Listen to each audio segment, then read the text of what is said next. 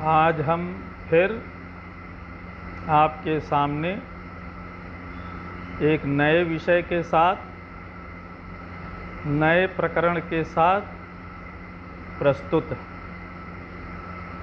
आप देख रहे हैं स्लाइड पर लिखा है, मैं पढ़ रहा हूँ।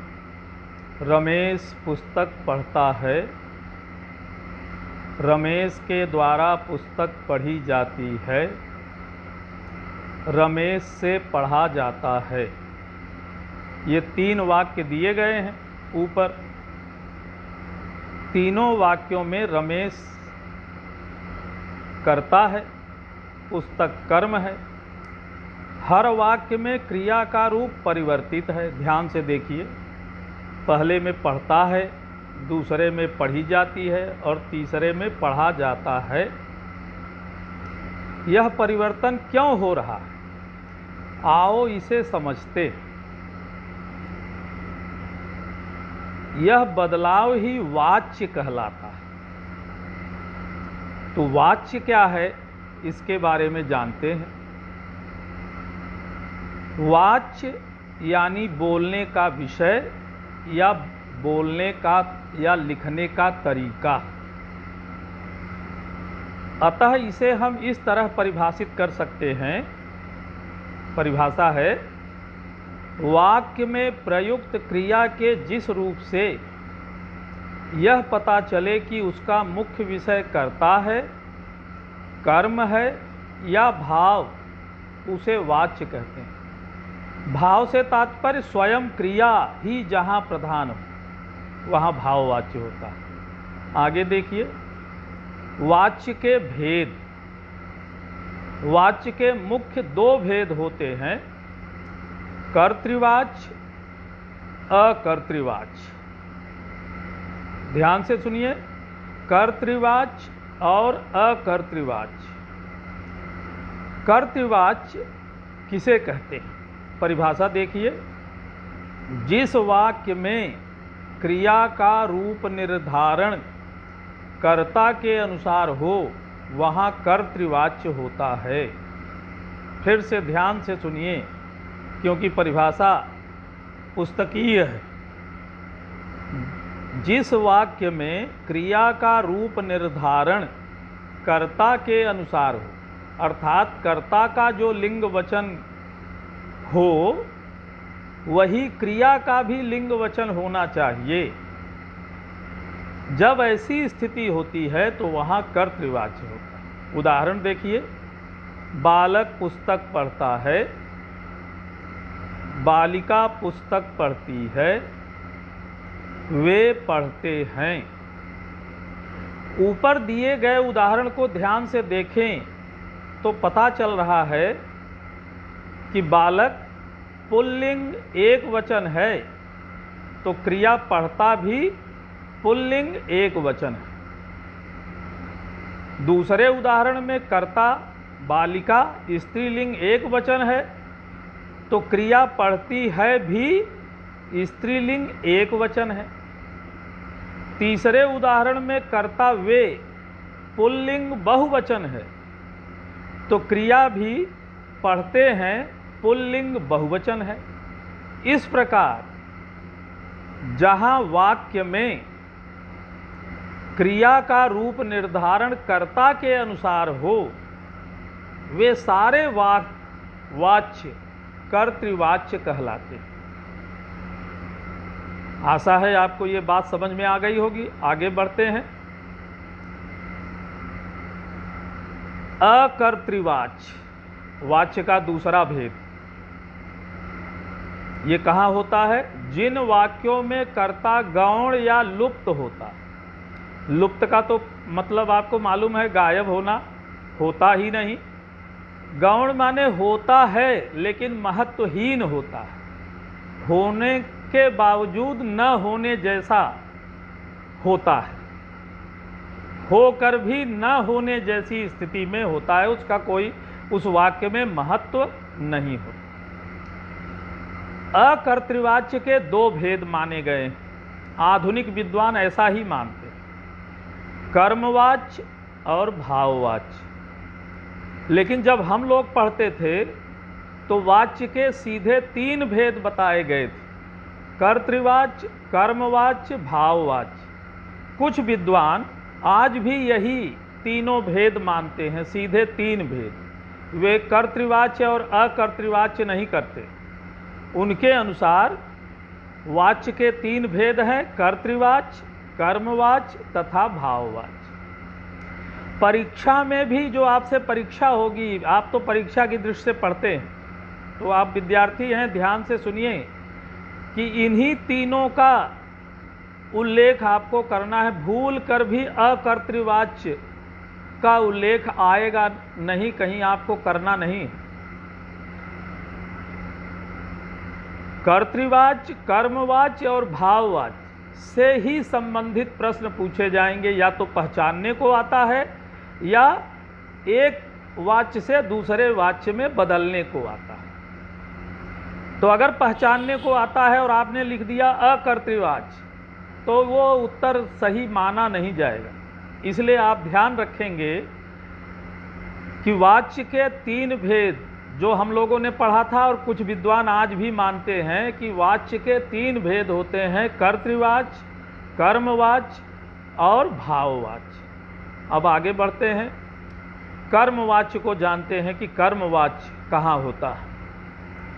जिस वाक्य में क्रिया कर्म के अनुसार कार्य करती है, अर्थात वाक्य में कर्म की प्रधानता होती है, वहाँ कर्मवाच्य होता है। इस वाक्य में कर्ता प्रधान नहीं होता, होता है कर्ता, लेकिन होकर भी न होने के बराबर होता है, यहाँ कर्म प्रधान होता है। अब उदाहरण देखें तो उससे ज़्यादा बात समझ में आएगी। बालक के द्वारा पुस्तक पढ़ी जाती है, बालिका के द्वारा पुस्तक पढ़ी जाती है, उनके द्वारा पुस्तक पढ़ी जाती है। 3 उदाहरण हैं। इन उदाहरणों को ध्यान से देखें तो पता चलता है कि क्रिया कर्ता बालक, बालिका और उनके अनुसार कार्य न करके कर्म पुस्तक के अनुसार कार्य कर रही। पुस्तक स्त्रीलिंग एक वचन है जो सभी वाक्यों में एक समान है, अतः सभी वाक्यों में क्रिया स्त्रीलिंग एक वचन है, जबकि कर्ता अलग अलग लिंग वचन के हैं। तो अब आप समझ जाइए कि जिन वाक्यों में कर्म की प्रधानता होती है, कर्म के अनुसार क्रिया का रूप निर्धारण होता है, वहाँ कर्मवाच्य होता है। अब एक महत्वपूर्ण बिंदु रह गया जो बताना आपको है कि हम कैसे जानें कि कर्ता कौन है और कर्म कौन है। तो यह तो हम जानते ही हैं कि क्रिया कौन है। पढ़ना यहाँ क्रिया है। अगर पढ़ना क्रिया में कौन लगा दें या किसके लगा दें, तो जो उत्तर मिले वही कर्ता होता है। किसके द्वारा पढ़ी जाती है, तो बालक के द्वारा पढ़ी जाती है, बालिका के द्वारा पढ़ी जाती है, उनके द्वारा पढ़ी जाती है। तो माने बालक, बालिका और उनके ये कर्ता हो गए।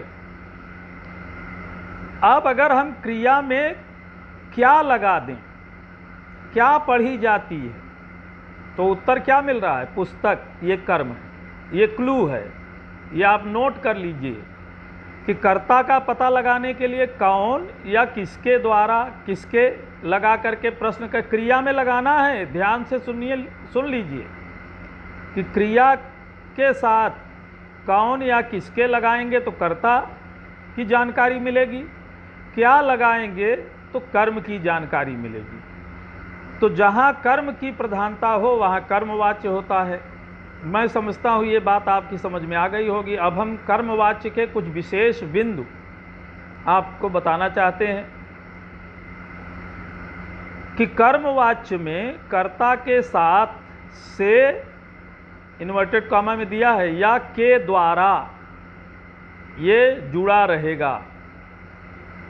अभी आपने पीछे के उदाहरण में देखा कि बालक के द्वारा पुस्तक पढ़ी जाती है या बालक से पुस्तक, तो बालक के साथ से लगी है, कर्ता के साथ से या के द्वारा निश्चित रूप से लगा रहेगा।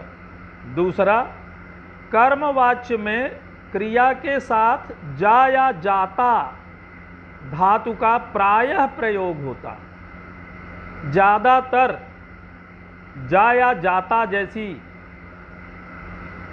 चीज़ें क्रिया के साथ जुड़ी रहती। कई बार वाक्य में कर्ता का पूरी तरह लोप होता है, तब प्रायः क्रिया सामान्य भूतकाल में होती है। अब ये देखिए उदाहरण जिसमें कर्ता पूरी तरह लुप्त है, गायब है। पेड़ काटा गया, पत्र लिखा गया, बात कही गई। अब तीनों में कर्ता की अपेक्षा है। पेड़ अपने आप तो नहीं कट जाएगा, किसी के द्वारा काटा गया, लेकिन यहाँ कर्ता लुप्त है। बावजूद इसके ये तीनों उदाहरण कर्मवाच्य के हैं। यहाँ स्लाइड में नहीं लिखा है, लेकिन एक बहुत ही महत्वपूर्ण बिंदु है, वह भी आप नोट कर लेंगे सुनकर, कि प्रायः भूतकाल की क्रिया में जा धातु का प्रयोग नहीं होता। वहाँ गया, गई, गए का प्रयोग होता है। अब जैसे राधा ने अखबार पढ़ा था। राधा ने अखबार पढ़ा था, भूतकाल। तो अगर अब हम इसको कर्मवाच्य में बदलेंगे तो कैसे बदलेंगे? राधा के द्वारा अखबार पढ़ा गया था। अब यहाँ जा धातु का प्रयोग नहीं हुआ है, तो लेकिन अगर कोई भविष्य काल की बात होती, राधा के द्वारा, राधा अखबार पढ़ेगी, राधा अखबार पढ़ेगी, ये भविष्य काल का है कि पढ़ेगी। अब इसका अगर हम कर्मवाच्य बनाएंगे तो कैसे बनेगा? राधा के द्वारा अखबार पढ़ा जाएगा। यहाँ जा धातु का प्रयोग हो गया। ध्यान से देखिए, भूतकाल की क्रियाओं में यदि कर्ता होता है और नहीं भी होता है तो जा धातु की जगह पर गया, गए, गई लिंग के अनुसार, वचन के अनुसार इनका प्रयोग होता है। ये बात आप नोट कर लीजिएगा, यहाँ स्लाइड में नहीं है। अब भाववाच्य किसे कहते हैं, इसे आप जानिए। जिस वाक्य में क्रिया का विषय भाव, ब्रैकेट में देखिए स्वयं क्रिया, अर्थात जहाँ भाव की प्रधानता हो वहाँ भाववाच्य होता है, अर्थात जहाँ क्रिया ही प्रधान हो वहाँ भाववाच्य होता है। इसके संबंध में कुछ महत्वपूर्ण बिंदु जो आपको अवश्य जानना चाहिए। पहला, इस वाच्य में कर्ता गौण होता है। कर्मवाच्य में भी यही बात थी कि कर्ता होते हुए भी नहीं के बराबर था।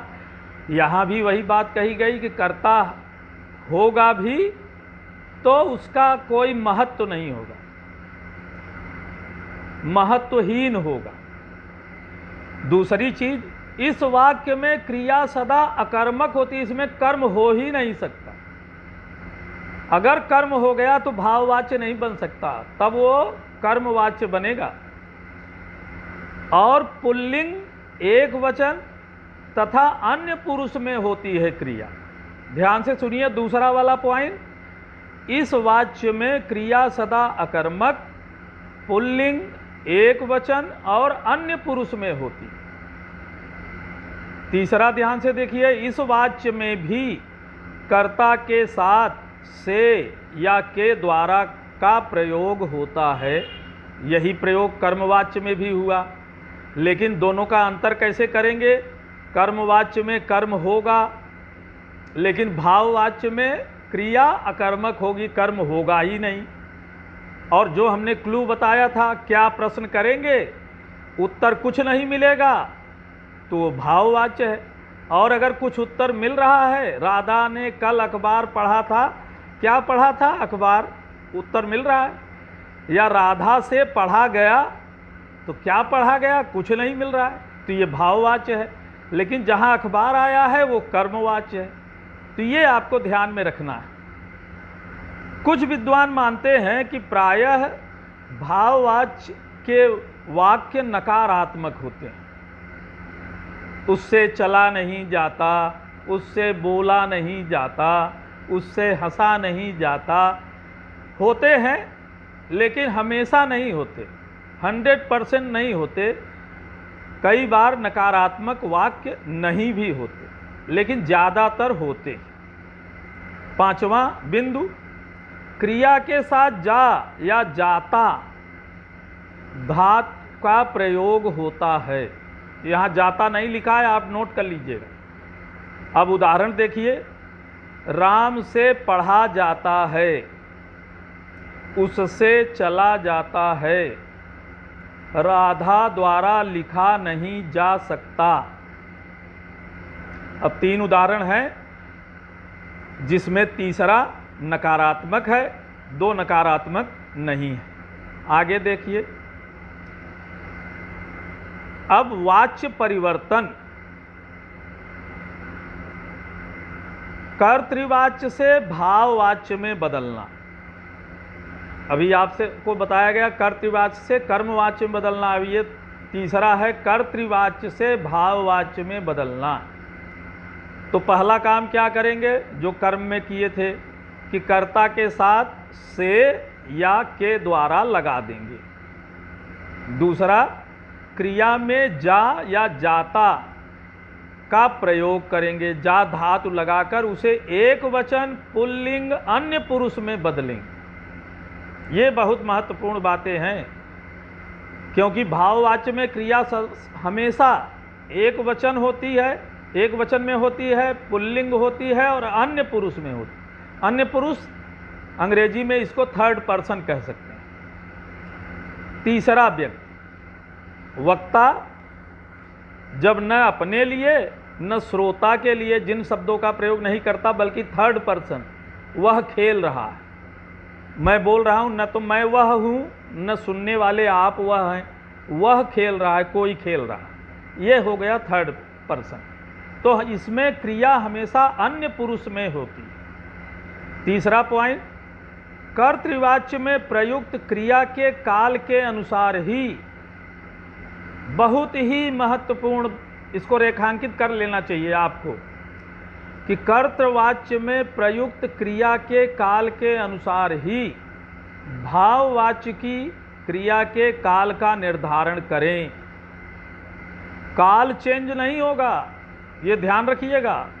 जैसे उदाहरण देखिए, कर्तृवाच्य में वह नहीं सोता,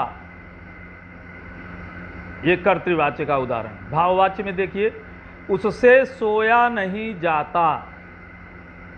अगर आपने इसे इस तरह से लिख दिया कि उससे सोया नहीं जाएगा, तो आप सही लिखते लिखते भी अंत में गलत कर दिए, नंबर कट जाएंगे, क्योंकि अब आपने इसको भविष्य काल बना दिया, जबकि ये वर्तमान काल। वह नहीं सोता, उससे सोया नहीं जाता। बच्चा रोता है, बच्चे से रोया जाता है। मैं अब सो नहीं सकता, मुझसे अब सोया नहीं जाता। या इसको हम इस तरह से भी लिख सकते हैं, मुझसे अब सोया नहीं जा सकता। तो इसको हम इस तरह से भी लिख सकते हैं। आगे बढ़ते हैं। अब कर्मवाच्य से भाववाच्य, कर्मवाच्य और भाववाच्य से कर्तृवाच्य बनाना कभी कभी ऐसा आ जाता है। उदाहरण जैसे आ गया कि बच्चे से रोया नहीं जाता, ये भाववाच्य का उदाहरण है। और आ गया कि इसको कर्तृवाच्य में निर्देश दिया रहेगा, कर्तृवाच्य में बदलिए। तो बच्चा नहीं रोता बदल देंगे आप। तो इसमें करना क्या है, आपको ये ध्यान में रखना है कि जो कर्ता के साथ आप से या के द्वारा लगाए थे पहले, उसे पहले हटा देना है। वाक्य में जो से या के द्वारा लगा है उसे हटा देना है। अभी था बच्चे से रोया नहीं जाता, तो हमने बच्चे के साथ जो से लगा था वो हटा दिया, तो बच्चा नहीं रोता वाक्य बन गया। कर्ता के अनुसार क्रिया का रूप बदल देंगे। अब जो कर्ता का लिंग वचन है उसके अनुसार क्रिया और जा धातु हटा देंगे। यही प्रक्रिया भाववाच्य से कर्तृवाच्य बनाने में भी अपनानी होगी। बच्चों, मैं समझता हूँ कि वाच्य से संबंधित जो महत्वपूर्ण जानकारियाँ थी मैंने आपको दे दी। फिर भी यदि कहीं कोई संदेह या भ्रम आपके मन में हो तो निसंकोच आप व्हाट्सएप के द्वारा, फ़ोन के द्वारा मुझसे संपर्क करके जानकारी ले सकते हैं। आज के लिए इतना ही। धन्यवाद।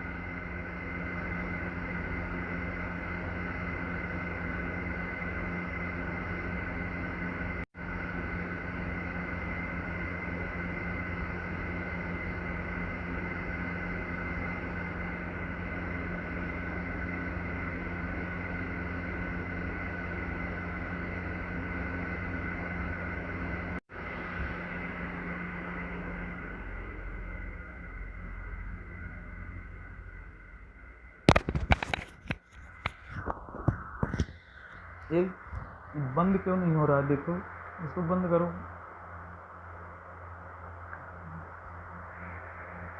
इसको